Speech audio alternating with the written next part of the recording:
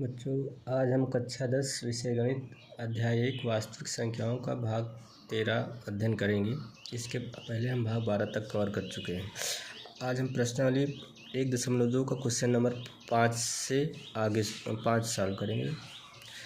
प्रश्न है, जांच कीजिए कि क्या किसी प्राकृतिक संख्या n के लिए संख्या 6n अंक 0 पर समाप्त हो सकती है। तो अब ऐसे प्रश्न को हल करने के लिए करेंगे क्या, 6n को हम लिख सकते हैं 2 × 3n।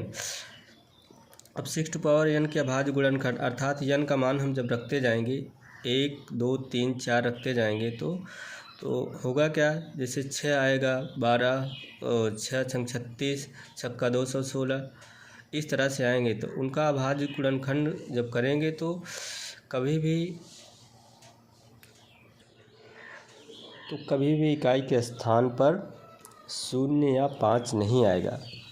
हम जानते हैं कि कोई भी धनात्मक पूर्णांक जो 0 या 5 पर समाप्त होता है वह 5 से अवश्य विभाजित होता है, लेकिन 6n के केस में संख्या के अभाज्य गुणनखंड में 6n का अभाज्य गुणनखंड 2 एवं 3 है, 5 नहीं है। अतः संख्या 6n अंक 5 पर समाप्त नहीं हो सकती है। क्वेश्चन नंबर 6 देखेंगे। व्याख्या कीजिए कि 7 × 11 × 13 + 13 और 7 × 6 × 5 × 4 × 3 × 2 × 1 + 5 भाज्य संख्याएँ क्यों हैं। अब देखिए, इसको हम लिख सकते हैं 7 × 11 × 13 + 13 बराबर, जब 13 कॉमन ले लेंगे तो बचेगा क्या, 7 × 11 + 1 13 गुणा करेंगे 11 × 77 + 1 तो 78 हो जाएगा। 13 × 78 ये होगा 1014। यह एक भाज्य संख्या है। क्यों? क्योंकि इसमें 2 से भाग चला जाएगा।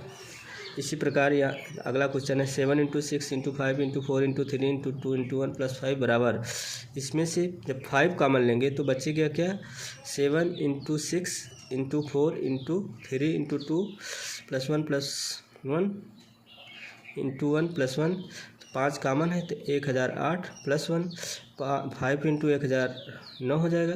गुणा करें कि 1045। यह संख्या 5 से विभाजित है, अतः उपरोक्त संख्या एक भाज्य संख्या है। क्वेश्चन नंबर 7 देखेंगे। किसी खेल के मैदान के चारों ओर एक वृत्ताकार पथ है। इस मैदान का एक चक्कर लगाने में सोनिया को 18 मिनट लगते हैं, जबकि इसी मैदान का एक चक्कर लगाने में रवि को 12 मिनट लगते हैं।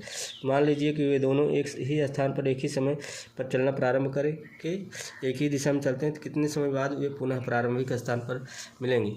अब ऐसे प्रश्न को हल करने के लिए हम दोनों का एलसीएम 18 और 12 का लासापा निकालेंगे, वही हमारा अभीष्ट आंसर होगा। यह ज्ञात करने के लिए पुनः दोनों कितने मिनट के बाद मिलेंगे, हम 18 और 12 का एलसीएम ज्ञात करेंगे। 18 का अभाज्य गुणनखंड क्या होगा, 2 × 3 × 3। 12 का अभाज्य गुणनखंड क्या होगा, 2 × 2 × 3। एलसीएम क्या हो जाएगा, 2 कॉमन है तो 2 हो जाएगा, कॉमन नहीं है तो इसको भी ले लेंगे। 3 कॉमन है तो एक बार, 3 कॉमन नहीं है तो इसका भी मल्टीप्लाई कर लेंगे। 2 दूना 4, 3 बार 3 36। अतः सोनिया और रवि पुनः प्रारंभिक बिंदु पर 36 मिनट के बाद मिलेंगे।